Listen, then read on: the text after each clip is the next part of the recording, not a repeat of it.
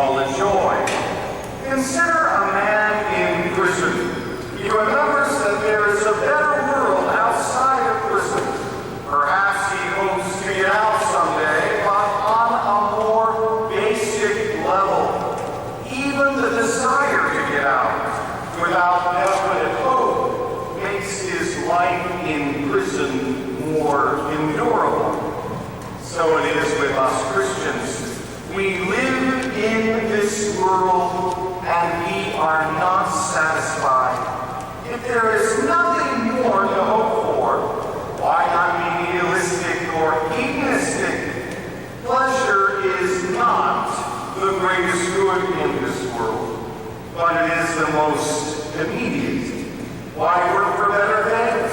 If there is no hope, our dreams will be realized. Anyone who is going to live a life better than animals needs some kind of joy.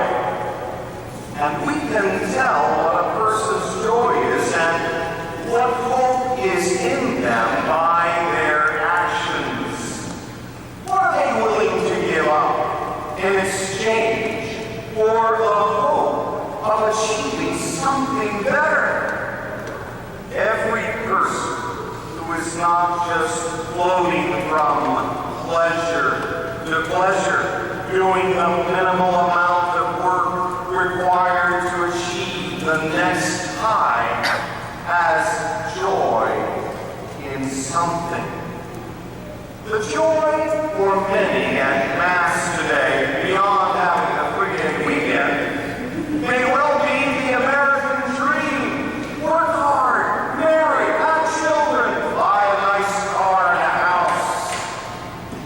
They're willing to deny themselves many things, even suffer loss of family or country in order to achieve this hope, while they're working too many hours for insufficient pay. It is this joy that energizes them and keeps them going. Christians should find their ultimate joy in the salvation promised us by Jesus Christ. Because of the hope our faith brings us, we do many of the same things as other people, but we do them differently because our joy is different. A Christian marries and has children, but their joy, their hope, their reason for existence is not their spouse or children. It is in Jesus Christ. A Christian scientist, not a religious guy, but a Christian who is a scientist, studies the world and discovers new technologies. And a person who is a Christian and a politician works to hope for world peace and justice in our society. But their joy, their hope, their reason for existence is not some future ideal world. It is Jesus Christ. When we put our joy in Jesus Christ, we act differently. We are not willing to study any medical advance without asking whether or not it is moral. We are not willing to use discarded human embryos in scientific experiments. We are not willing to use birth control, sterilizations, abortions, in vitro fertilizations, or other immoral techniques to achieve what we imagine is the perfect family. They will know we are Christians by our joy. In our first reading today, Philip converts the Samaritans. Just to clarify, Samaritan is a nationality like Italian. So there are good Samaritans, there are also bad Samaritans. Some people think that Samaritan means the good person because of the parable of the Good Samaritan.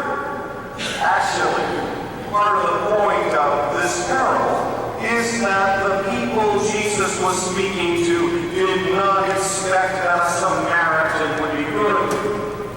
The relationship between the Jews and the Samaritans back then was a lot like the relationship now between the Jews and Palestinians. So when Philip the deacon preaches the gospel to the Samaritans and baptizes them, and then the apostle Peter and John come and confirm them, we should expect there would be problems. Most of the early Christians were originally Jewish. There had not been all-out war between the Jews and Samaritans for years, but always there was fighting going on. And when the Jewish Christians accepted these new Gentile in their minds, Christians with open arms, something strange happens that demands an explanation. These people were enemies. The only explanation is now that they share the same joy in Jesus Christ, and their political differences no longer matter. Wouldn't that be an interesting concept for us in the United States?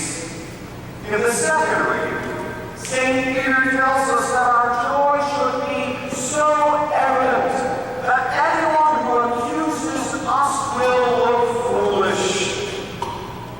If we're going to suffer for Jesus Christ, it is important that people know why we are suffering.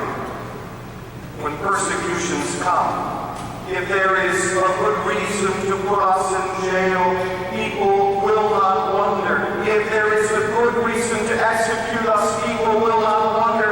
If there is a good reason to take our property, people will not wonder. The only way we are going to make people wonder if these things happen to us, and the only explanation possible is that the world hates Jesus Christ.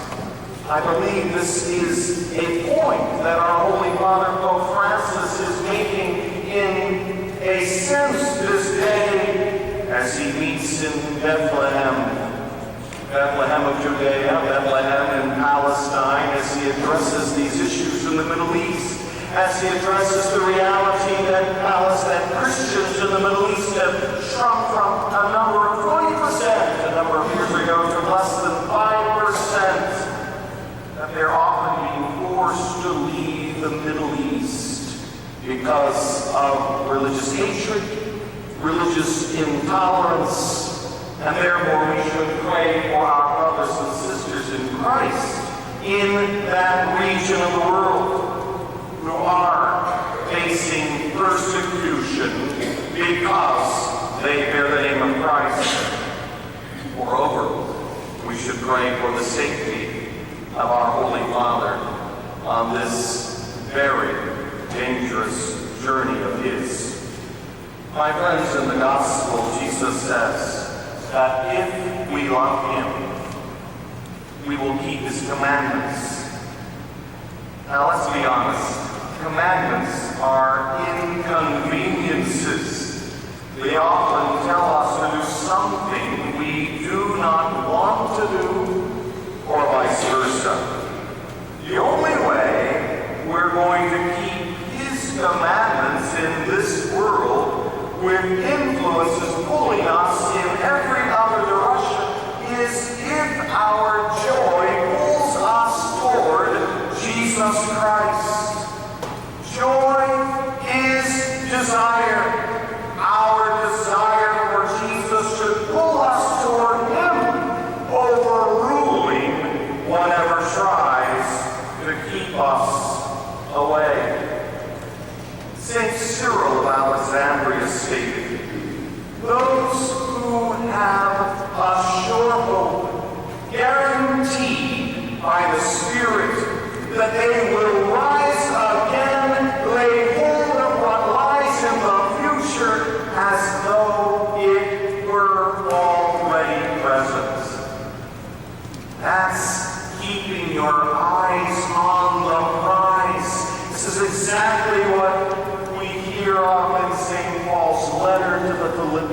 that we must keep our eyes fixed firmly on the prize which is heaven that lies ahead of us, because we know if we turn our heads, if we look as we run this race of life, we'll trip, we'll fall, we'll lose it all.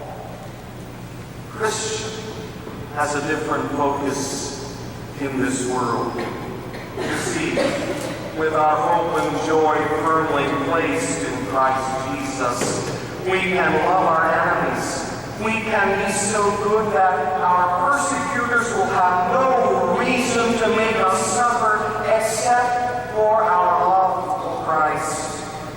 And then we can keep the commandments. You see, in short, if our joy is in Jesus Christ, our lives will be so different from the rest of the world that, if you'll excuse the analogy, we will stand out like blackberries in whipped cream, making people wonder about the difference. Is your life, the way you are living it right now, making people wonder?